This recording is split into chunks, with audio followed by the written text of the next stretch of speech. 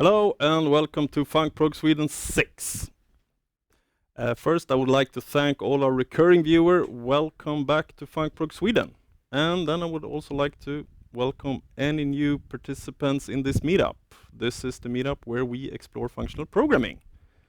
With that said, let's head over to the agenda. The agenda for today then. I'll do a short intro by me, Magnus. And then we head over to the presentation by Rodrigo, how APL made me a better Python developer. And after that presentation, we'll go over to configuration languages, can also be functional, by Till. First, I would like to thank our video sponsor, Adabeat. Adabeat is an IT consultancy company specialized on functional programming. If you want to know more about them, please head over to their webpage, adabeat.com, or to their social media. Schedule for the coming autumn of Func Prog Sweden. On the 12th of September, we do another live stream, and then 10th of October, we're live from Kivra. So if you're in Stockholm, come over to the Kivra office and join the complete community there. And if you're not in Stockholm, we will, as always, live stream the meetup anyway. And then we do another meetup in November. And if you want to support the community, head over to Meetup and join our Func Prog Sweden Meetup community. And also please subscribe on the YouTube channel. And finally, last but not least, if you are super interested in functional programming, want to know more, want to discuss this meetup or other meetups, please join the Discord server. And all the links can be found on Meetup or in the YouTube channel. If you have any questions during the presentation, please ask them in the server or use the chat in the YouTube. With that said, let's start. And I will head over to Rodrigo. Welcome. Sorry for not pronouncing your name correctly. I'm doing my English. Warm welcome to the meetup, Rodrigo. No worries, Magnus. Thank you very much for your warm welcome. It's very warm where I am indeed. And as I typically say, don't worry about my name. It's a difficult name for non-Portuguese speakers. So Rodrigo is perfectly fine. I really appreciate it. I really appreciate being here with you today. And today I want to tell you how APL made me a better Python developer.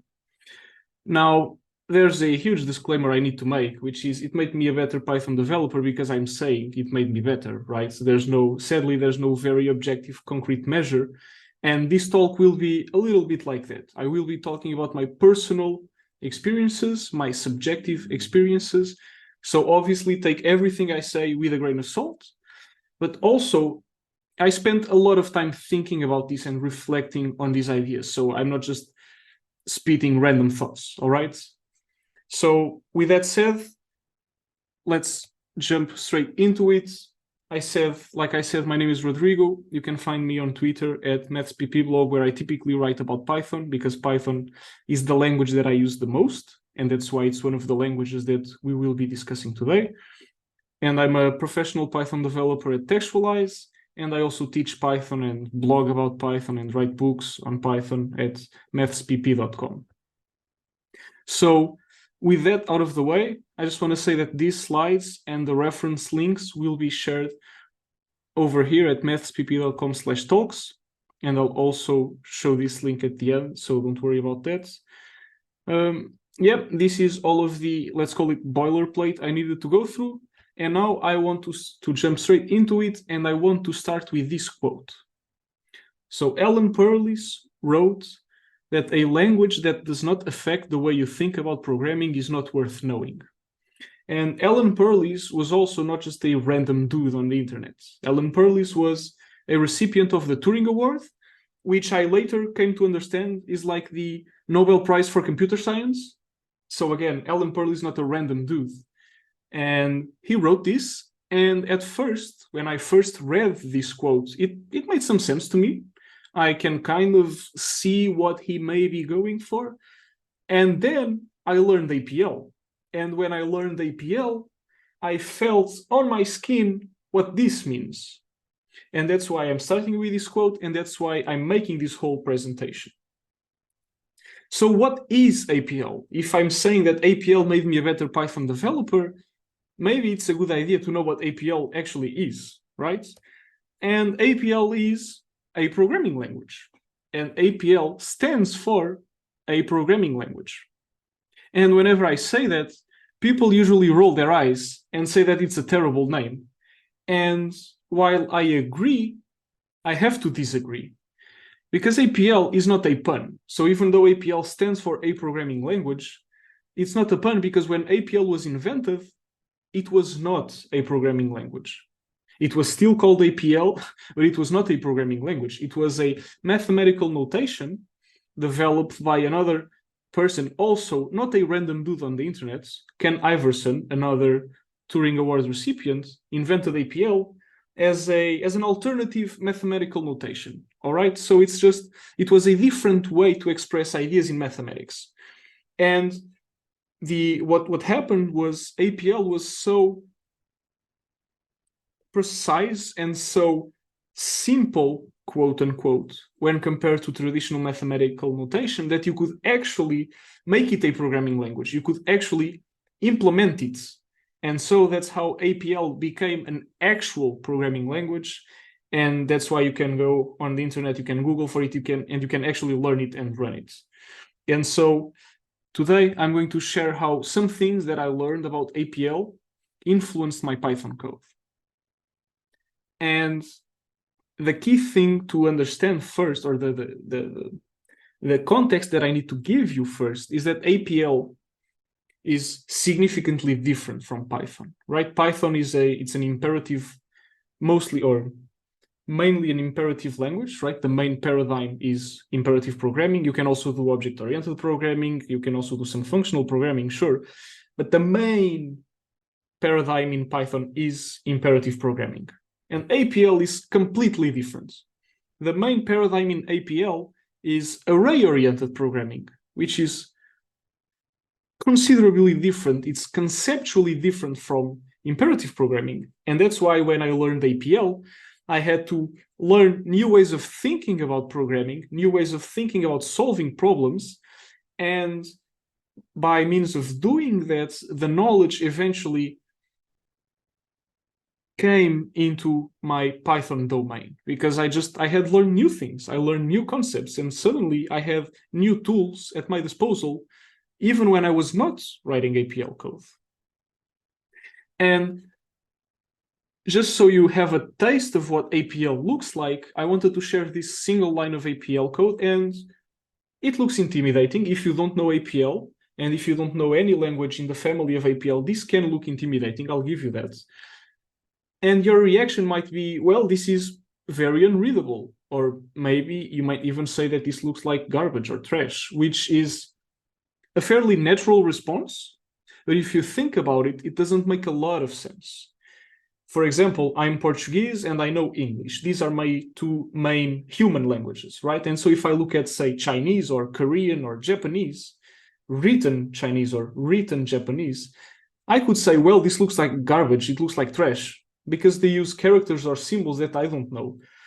But that's also it doesn't make sense, right? Because if I don't know the characters, of course I cannot read it. And with APL, it's essentially the same thing, right? These funny characters here, this is just the way APL is written, because once you learn, let's call it the alphabet, then this piece of code makes sense.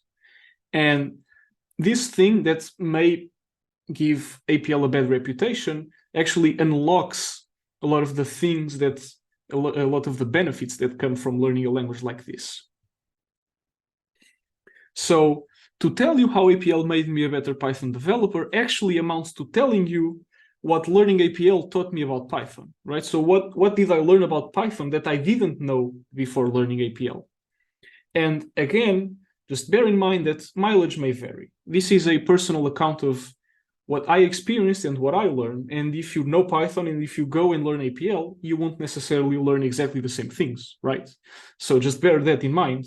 But I would be very interested in learning, what did you learn about a different language when you learn, say, APL?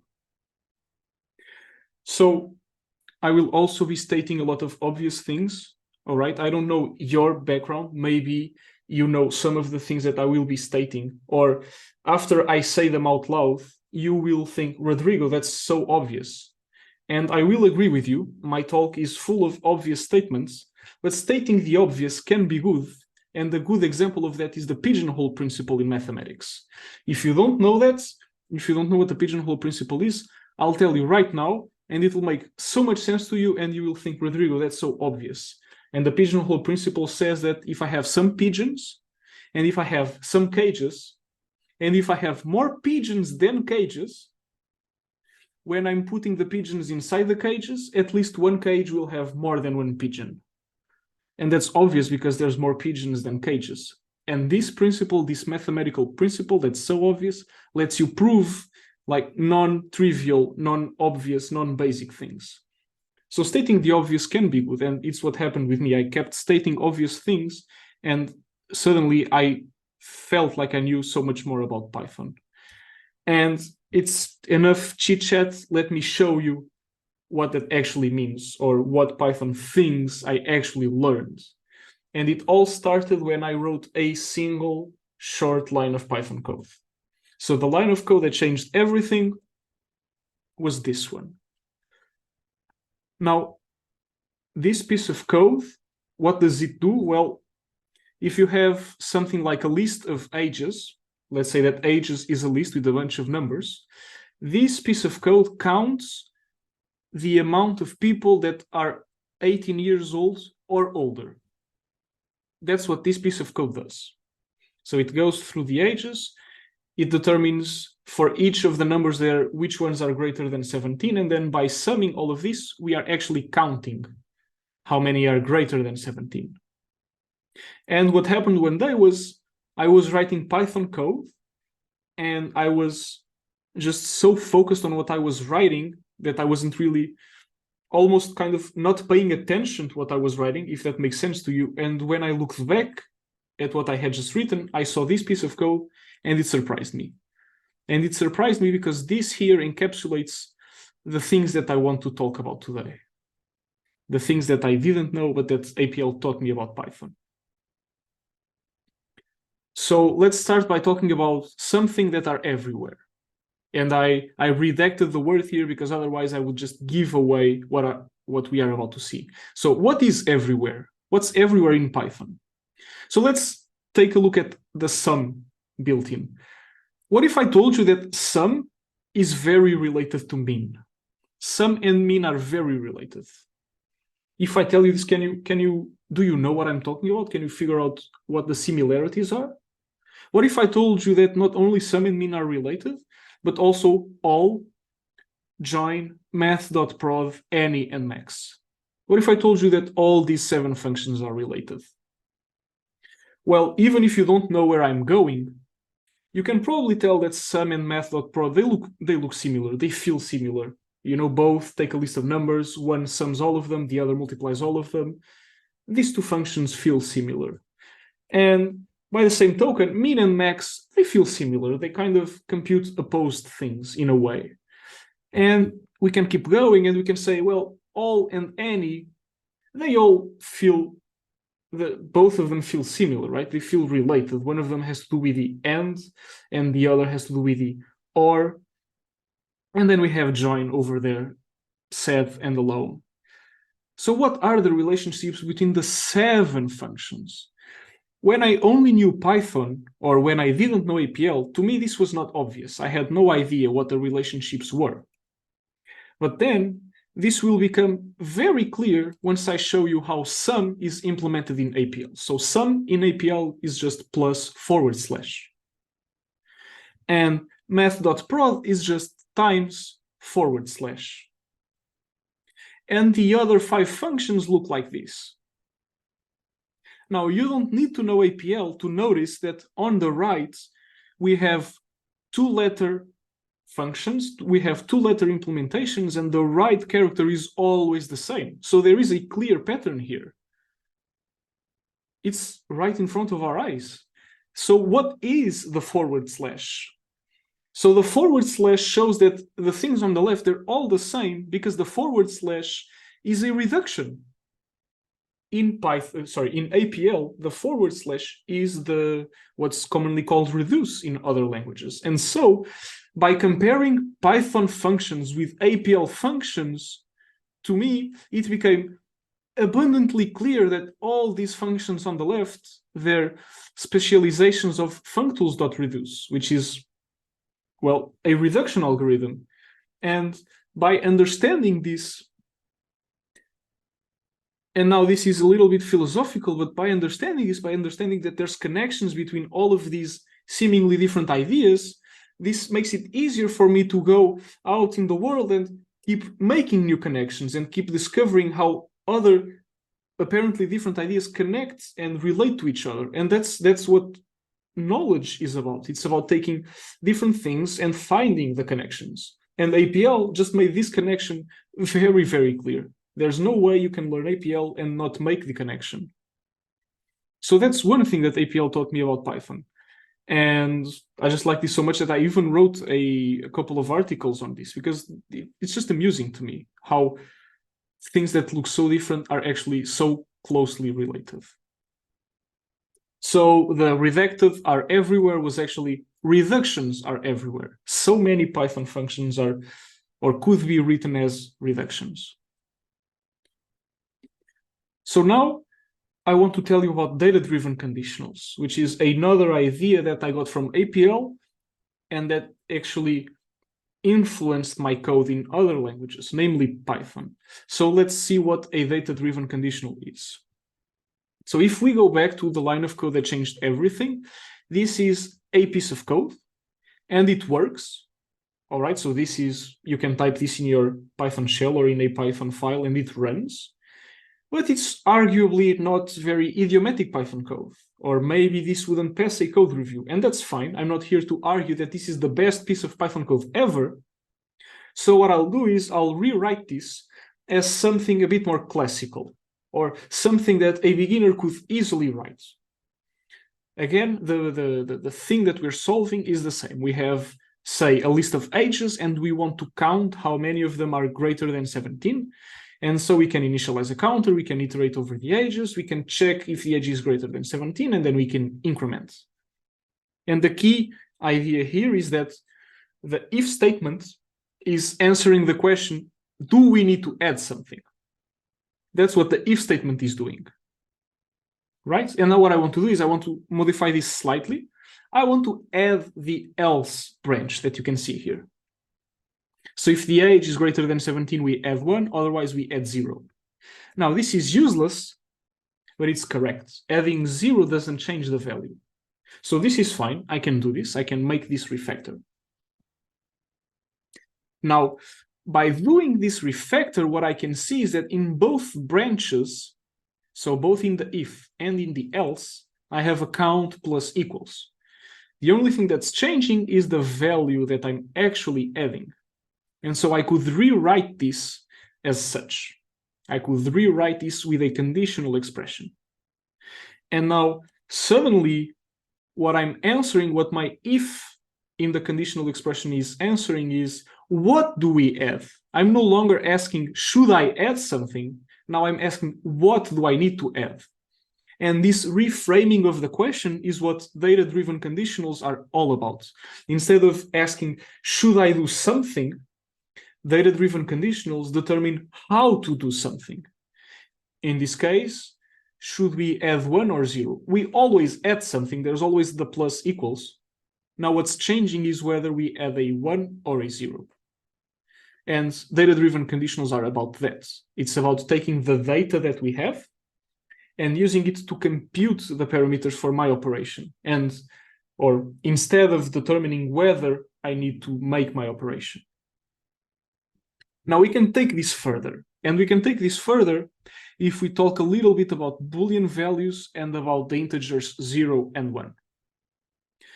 And now this might be, the section that follows might be mind-blowing or not, depending on your background, but I'll just go with it either way. So in Python, the Boolean type, which is this one, the Boolean is a subclass of the integers. That's what's written here, is subclass bool int, gives true, and that means that Boolean values, or that the Boolean type is a subclass of the integer type. And in Python, this sometimes blows people's minds, and I can understand why so, but if you have enough background and enough context, you'll also see that there's nothing too surprising about this. But okay, given that this might be surprising, then it often blows people's minds that you could do something like true plus true and get a 2 back, or 3 times false and you get a 0. And often you will see people advise against doing things like this in Python, because that's not the Python way of doing things. And that's also perfectly fine. But this makes a lot of sense with APL, with the context of APL, and I'll show you that. So take these two comparisons. 18 is greater than 17, and APL gives you a 1 back. And 5 is not greater than 17, and so APL gives you a 0 back. And so APL, like other languages, does not have specialized Boolean values. And again, this is not unique to APL, okay? So I'm not claiming that APL was the first or the only language to do this. I'm just saying that APL doesn't have Boolean values. Now, what's interesting is the way we use this to play with other concepts. So if we go back to counting ages, if we have a counter, say that I'm counting how many people are adults. If I have a value of an age here, in APL, this is very standard code. You know, you have your age, you compare it with 17, and because you get either a 0 or a 1, what you immediately do is you add it to the count, because it's the natural way of doing things. It's how you're supposed to do it in APL. And so if we go back to the Python code that was doing a similar thing, this invites, or this motivates, the replacement of this conditional expression by the condition only. So now I got rid of the if altogether. I don't have an if statement. I don't have a conditional expression. I just have the condition, and I use the condition as the value. And again, I'm not saying that this is the best Python code, and I'm not saying that if I write this, I will pass code review. What I'm saying is that this unlocks a new concept that I was not aware of. Using Booleans as integers, or using the values of conditions as values for the operations that should come later, shows a new way of working through problems. And this would be too long for a talk, or for this talk, but in APL, there's many problems that feel like they're very difficult to solve because you need if statements. But if you just reframe the problem, if you rejig things around to use data-driven conditionals, suddenly the problem becomes more simple. It's not just a matter of you need to twist things in order to be able to actually use APL. No, it's you reframe the problem, you reshuffle things, and if you put them together in an APL-friendly way, you actually come out with a simpler statement of your problem. And this happened to me countless times. And again, it's something slightly subjective, but also very interesting, I think.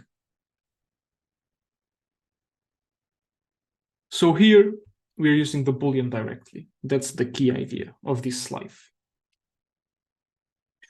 And I'm going to take this even further by talking a little bit about scalar functions and list comprehensions. So what are scalar functions, and how did they impact my understanding and my usage of these comprehensions in Python? Again, let's take a look at APL code. If I type 19 greater than 17, I get back a 1, because this is true, and APL uses the integers 1 and 0 for the Boolean values. Now, what's noteworthy here is that if instead of a single 19, if I have a series of numbers, and if I compare them with 17, I get a series of responses back. And this is the array-oriented programming in APL. You are supposed to handle blocks of data, you're supposed to handle arrays, much like you would handle a single number. You're supposed to work with large amounts of data all at once. And the greater than here is a scalar function. And a function being scalar, loosely speaking, it means that it will try its best to operate on scalars. Scalars are the units, the indivisible units of computation. So in this case, they're the numbers themselves. So what the greater than wants to do is take the 19, compare it to 17, and you get a 1. And then you take the 15, you take the greater than, you take the 17, and you get a 0 because 15 is not greater than 17. And so on and so forth. And again, this is because the greater than is a scalar function. It just applies to all of the numbers. Notice that I didn't have to loop explicitly over the list. It just assumes that it goes through the whole list. Now, what if I have this list of ages, and what if I wanted to count the adults, the number of adults here? Well, if I just take a look at the ones and zeros here, what I really want to do is I want to sum these numbers, because I have 3 adults here. It's the 19, the 42, and the 73, and they correspond to the ones right here. And so what I want to do is I essentially just want to sum this result, right? But if you remember from earlier, how do we sum in APL? Well, it's the +/. And so this right here, this line of code in front of you, this is standard APL code. This is the APL way of counting things. If you want to count how many adults you have in an array, you just compare the array with the 17 and you sum. That's how you count things. Or if you have an array called ages, you just type this. So let that thing sink in. Now, what I'll do is I'll take this piece of standard APL code and I'll compare it with a line of code that changed everything. Let's compare these 2 lines of code. Now, as you can see, there's some alignment going on. The +// and the sum are aligned. And we have the greater than that's aligned, and we have the 17 that's aligned. Now, the only thing that's different here is that in Python, I cannot get away with just this left section. Python doesn't have scalar functions. The greater than is not a scalar function.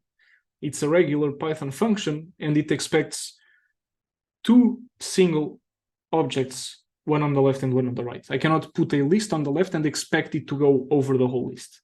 No. I need this piece of code here. I need this syntax here to compensate for the fact that this is not a scalar function. So this syntax, this thing that looks like a for loop, this is compensating for the lack of scalar functions. Now, again, of course, I'm phrasing this because I'm phrasing this in this way because I'm comparing to APL, right? If you were studying the design decisions of Python and the way it's designed in this way, probably people didn't say, okay, now we write for age in ages because we're compensating for the lack of scalar functions.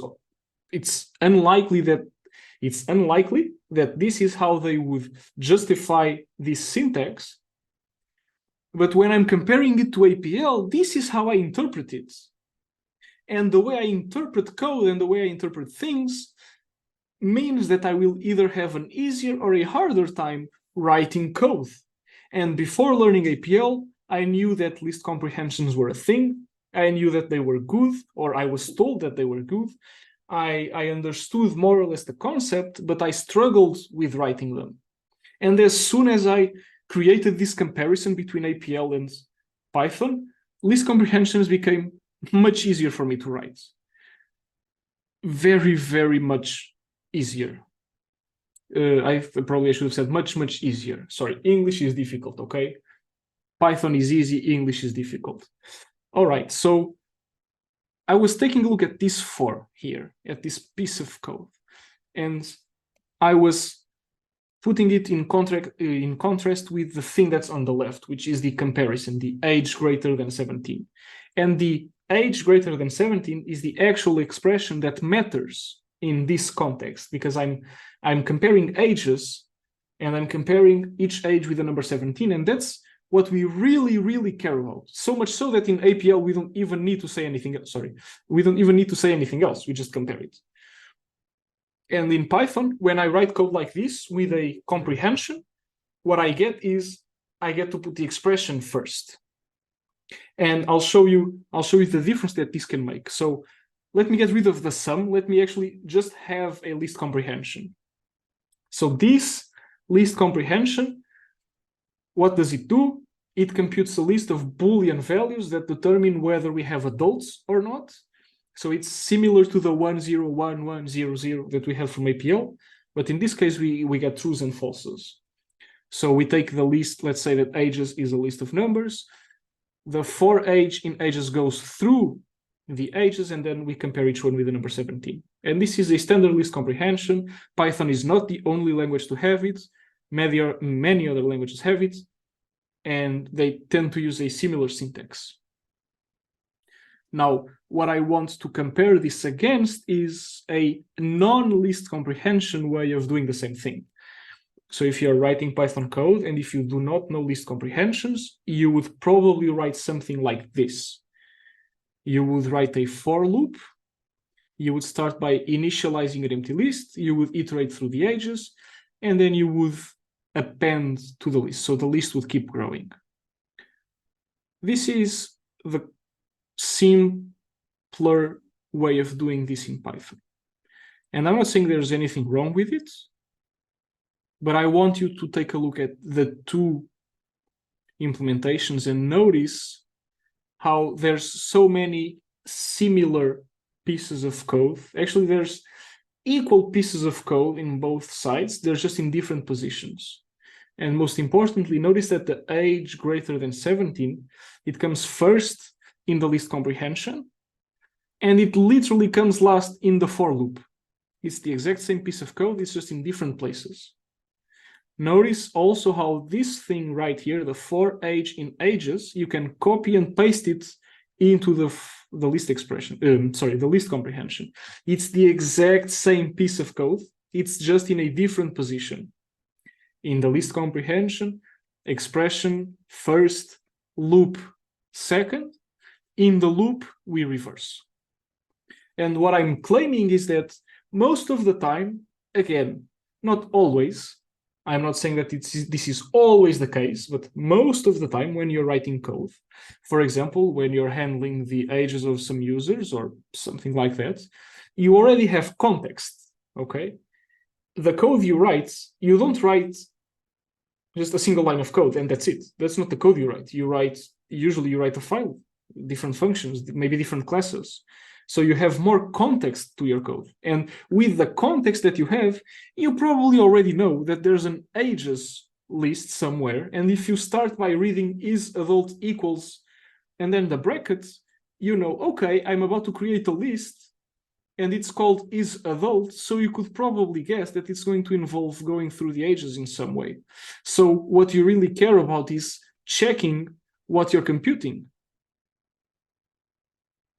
because you already know you're taking the age from the list ages. So that's given by the context. And that's why I like list comprehensions. To me, it's one of the greatest advantages of list comprehension is that they highlight the data transformation.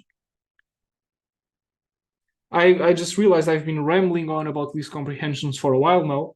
In case you don't know me, which is likely, it's likely that you don't know me. For some reason, ever since I realized this connection about APL or between APL and list comprehensions, and namely list comprehensions in Python, I've been a little bit obsessed with list comprehensions. So that's why I could just keep talking about this for hours. So let's change slides. And let's go back to the line of code that changed everything. Again, the comprehension syntax here, and then the sum. So let's recap what this line of code actually encapsulated, what this had, what this showed, what concepts this used.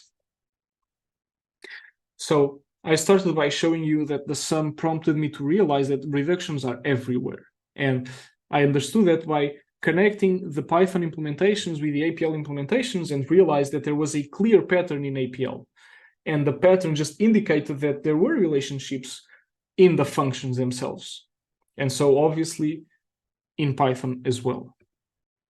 Then we talked just a little bit about Booleans, the integers 0 and 1, and data-driven conditionals. And there's a lot to be said about this. And my example of a data-driven conditional was very small. In APL, data-driven conditionals are a standard way of doing things. And so I would invite you to give a go, try to learn some APL, because you will see that this way of computing things makes a lot of sense in that context. In Python, it's not that common, but this further prompted me to understanding and finding patterns in code where you could rewrite just a little bit of code to bring out more symmetry. For example, when I had the if age greater than 17, and then I added the else branch, that was a terrible piece of code to add because it did absolutely nothing, but it then prompted me to realize I could rewrite my code. And APL favored these explorations, just figuring out where I could add more symmetry to my code, which would then take me to simplify my code in some way. I know this is very, very flimsy, very not concrete, but it's how I feel. I'm sorry I cannot express this in a better way right now. But like I said, I only spoke a little bit about this. There's a lot to be said about this. And then I talked a little bit about scalar functions and list comprehensions. And again, this was a very short explanation of how suddenly list comprehensions clicked for me, because before APL they didn't click for me, and now that I learned APL, they started to click. And I've been, like I said, I teach Python online and I write about Python. And when I talk to other people, many people can enumerate the advantages of list comprehensions because there's quite a few, at least in Python. But most of the people I talk to fail or miss the mark when it comes to like the main advantage of list comprehensions. And to me, it's the readability that comes from having the important expression in the beginning. Because many people say that list comprehensions are readable, and I agree with that statement. The issue is people typically cannot justify or cannot point out where the readability or this so-called readability comes from, and I claim it's from the fact that the important expression is in the beginning. And to me, this makes a lot of difference because suddenly writing list comprehensions becomes really simple. And finally, what was even more amusing to me was, sorry about that, so I have this line of code, right? And we talked about small different things, and when they all come together, again making connections, when they all come together, I realized that I had in front of me an idiom, a Python idiom. If you just take, so instead of having the condition here, the explicit expression, let me hide it behind a predicate function, and if instead of the explicit ages, if I just have a random iterable, then suddenly what I have is an idiom that counts elements that satisfy, that came out weird, that satisfy a predicate function. And I spent some time thinking about this. I don't think I have done enough research already, but even though people will frown if you write this piece of Python code, people are likely to frown. This piece of code has properties that are not easy to replicate with the other tools or the other ways that most people would probably say that are better. So even though this might look like a weird idiom, this is an idiom that just mimics the APL way of doing things, and you don't usually see it in Python, and I just love it because it makes so much sense. It's the perfect way to wrap everything I've been talking about. It's this idiom. And I started with an Alan Perlis quote, and I feel like closing off with an Alan Perlis quote that says, and I redacted a couple of pieces, Alan Perlis also said, accumulate idioms. The only difference between Shakespeare and you was the size of his idiom list, not the vocabulary. And so Python has a fixed set of built-ins. So it's not like you and me it's kept. The number of built-ins we can know is kept because the number of built-ins is fixed. What matters is in how many ways you can combine the built-ins. And so this is the idioms that Alan Perlis is talking about. It's the way in which you know that these functions can be combined to create things with meaning. For example, in the previous slide, we saw the sum of the predicate whatever. It just counts things. So to me, this is a good way of closing. I just wanted to say, because people always ask, the presentation was built with Snapify, and I have no affiliation with Snapify whatsoever. I just like using this tool, and people always ask me about it, so I just say it up front. Like I said, actually I didn't say, but this is my email. Feel free to reach out to me if you have questions, if you would like me to provide some more reading materials, or if you'd like to give me some feedback on this talk, feel free to reach out. And the talk slides and the written version of this talk and the references, you can find them over at this link. So this was what I had to share with you. And I think I have some time for questions. Thank you very much, Rodrigo. Thank you. Very nice presentation. And I like it. I'm just going to shoot straight. People are liking it in the chat here. I'll shoot my own question. I guess you're like into mathematical. Yes. Yes. I think that's what you, at least that's what I ticked on when you compared Apple and you had the list and scalars and everything. It really, you must be, and of course, mathspp.com also kind of give away some things here.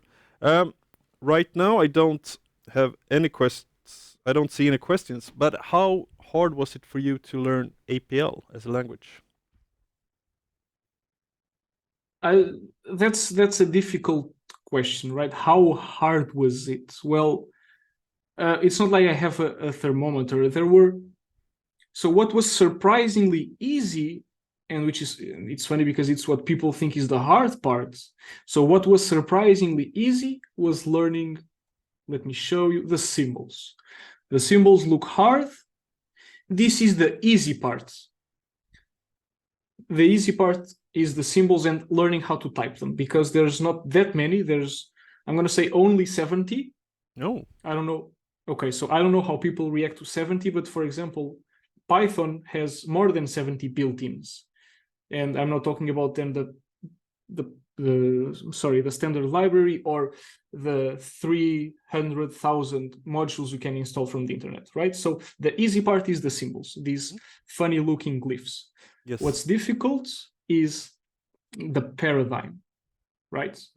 So imperative programming for me is easy because I already know it well. I just use loops, I use if statements, whatever. Functional programming also comes fairly naturally to me in the pure sense because I'm a mathematician. So, no side effects is something that makes sense. That makes sense. Array-oriented programming is the hardest part for me. Learning how to think in terms of arrays, in terms of the whole data, and how to transform it all at once to reach my final result. That's what was more difficult to me. Thank you very much. I don't have any more questions. I think it was a very nice presentation. It also connected together, like you can always learn something. You learn a new language and you take it and you combine it with the old one and you see new paradigms and kind of elevate your thought and way of thinking, really. So again, absolutely. Thank you very much, Rodrigo. And as you said, everything that Rodrigo, all the links, everything, we'll share it below the video on YouTube later. So everything will be shared. We shared all the blogs, everything, all the links and everything. So if you missed it, want to watch it again, whatever, we'll show it and you'll get the links and everyone will get them. So again, thank you very much, Rodrigo.